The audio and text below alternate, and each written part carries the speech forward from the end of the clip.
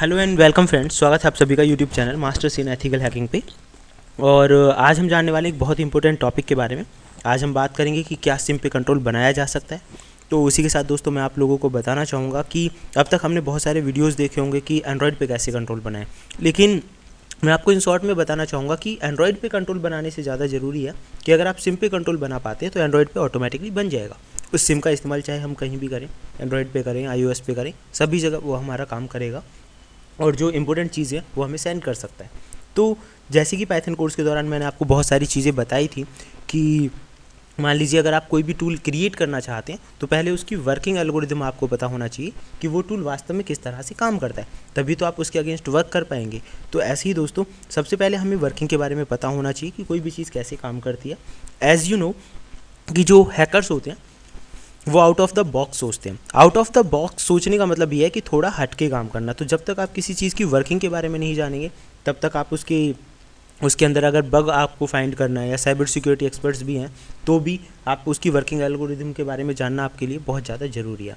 तो सिम पे कंट्रोल बनाने से पहले हमें दो चीज़ें जानना बहुत ज़रूरी है। सबसे पहले हम जानते हैं सेट के बारे में। दोस्तों सेट का पूरा नाम होता है सिम एप्लीकेशन टूल किट। एक स्टैंडर्ड है GSM का, जिसकी मदद से कोई भी जो सिम धारक है, इसका मतलब ये हुआ कि कोई भी व्यक्ति जो सिम कार्ड का इस्तेमाल करता है और उसके अंदर वो वैल्यू एडिड सर्विस जो होती है उन्हें ऐड कर पाता है। वैल्यू एडिड सर्विस का मेरा मतलब यहाँ पे ये है, आपने कई बार देखा होगा कि अगर आप अपनी सिम कार्ड पे कोई भी सॉन्ग लगवाना चाहते हैं तो वो आपको बताते हैं इसके लिए *3# प्रेस कीजिए, 5 प्रेस कीजिए, 6 प्रेस कीजिए, और इस तरह से जब आप करते हैं तो आपकी सिम पे एक वैल्यू एडिड सर्विस जुड़ जाती है। आपको एक्स्ट्रा डेटा पैक चाहिए, SMS लगवाने, कुछ भी करना है तो वैल्यू एडिड सर्विसेज की मदद से वो हो जाता है।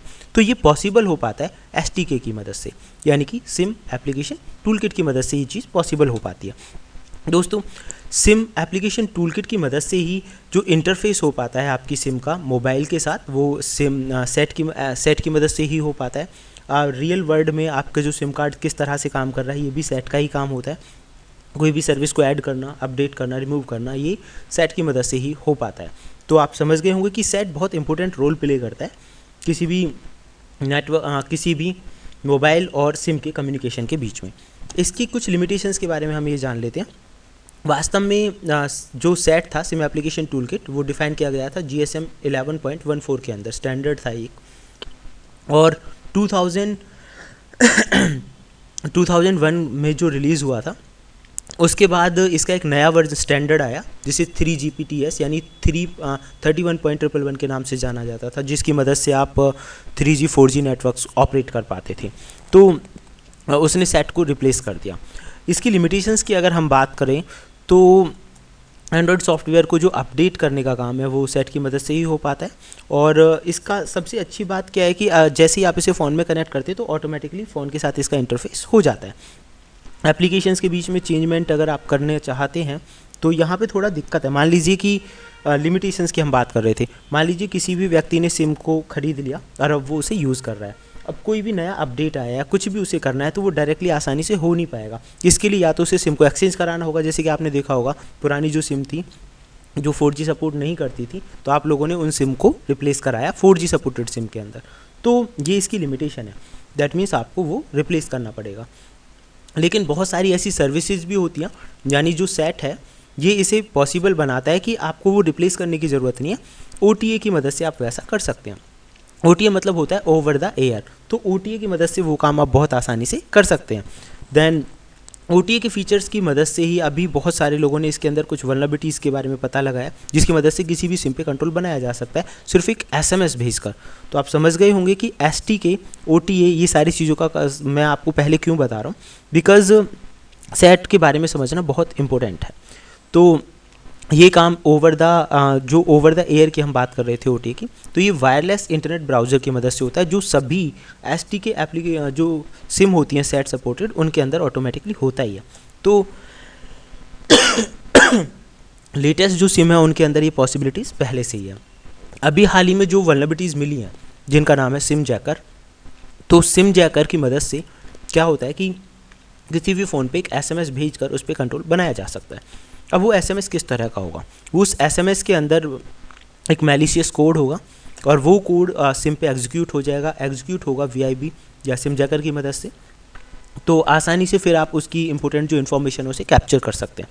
जैसे कि मान लीजिए लोकेशन आपको पता चल जाएगी, IMEI की जानकारी आपको मिल जाएगी, आप फेक मैसेजेस भेज सकते हैं, आप उसी के नंबर से किसी दूसरे को कॉल कर सकते हैं। इस तरह का जो सारा वर्क है, बहुत सारा कुछ आप उस सिम पे पूरी तरह से अपना कंट्रोल बना पाएंगे सिम जैकर की मदद से। जो सिम जैकर आप समझ गए होंगे कि वास्तव में है क्या। इन सब के अलावा अब बहुत सारी इंपॉर्टेंट इन्फॉर्मेशन भी निकाल पाएंगे, language, radio type, battery level. तो आप समझ ही गए होंगे कि ये मैलिशियस कोड भेजकर उस पर कंट्रोल आसानी से बनाया जा सकता है। ये जो वल्नरेबिलिटी है इसकी मदद से। इसको यूनिक क्या बनाता है? यूनिक मतलब इसे स्पेशल क्या चीज़ बनाती है? तो मैं आपको बताना चाहूँगा दोस्तों,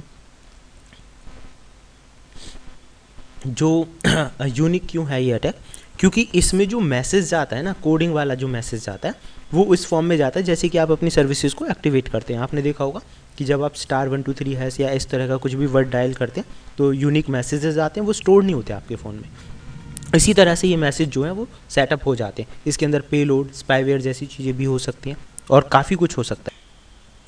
तो आप समझ गए होंगे कि एक मलवेयर जैसे पेलोड या स्पाईवेयर जैसी चीज़ें भी कोड के जरिए, SMS के जरिए भेजी जा सकती हैं। रिसर्चर्स के अकॉर्डिंग अगर मैं आपको बताऊं तो जितने भी मैन्युफैक्चरर्स हैं मोबाइल फ़ोन के, जितने भी मॉडल्स हैं, वो इस अटैक के लिए वल्नरेबल हैं और आसानी से उन्हें एक्सप्लॉइट किया जा सकता है।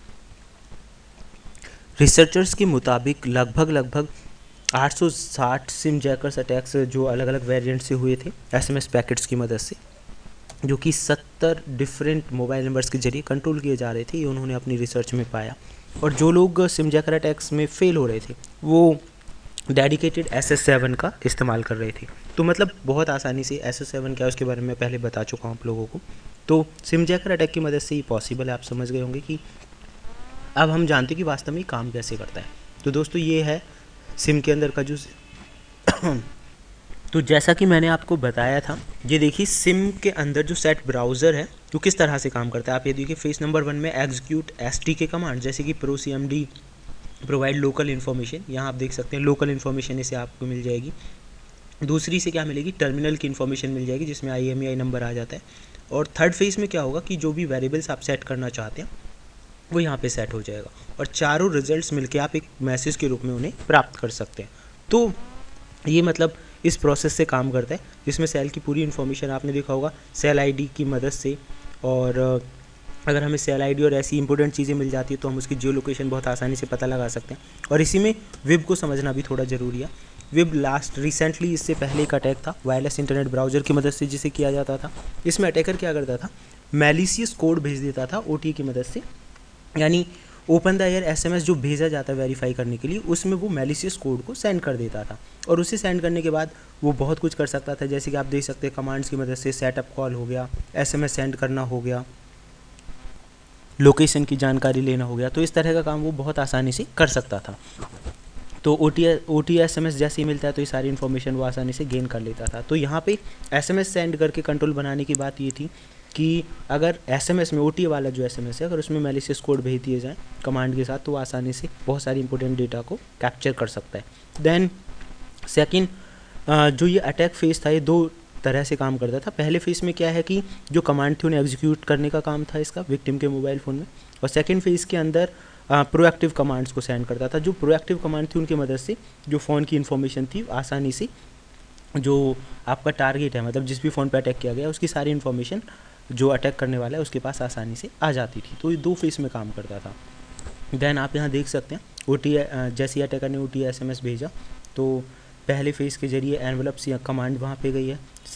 देन सेकंड फेज़ में, थर्ड फेज़ में प्रोएक्टिव कमांड रन हुई है और फोर्थ फेज़ में वो कुछ भी करने के लिए एबल हो जाता है कि फ़ोन कॉल करनी हो, SMS भेजना हो, वो सारा काम बहुत आसानी से कर सकता है। तो ये सब था आज सिम के बारे में किस तरह से आप कंट्रोल बना सकते हैं। तो फिलहाल लास्ट जो हमारा कोर्स था उसकी डेट अभी फ़िलहाल लिमिटेड ही है। ड्यू टू सम रीजंस मैं लगातार वीडियोज़ नहीं दे पा रहा हूँ, बट होप सो आपको वीडियो पसंद आया होगा। अपनी राय हमें कमेंट बॉक्स में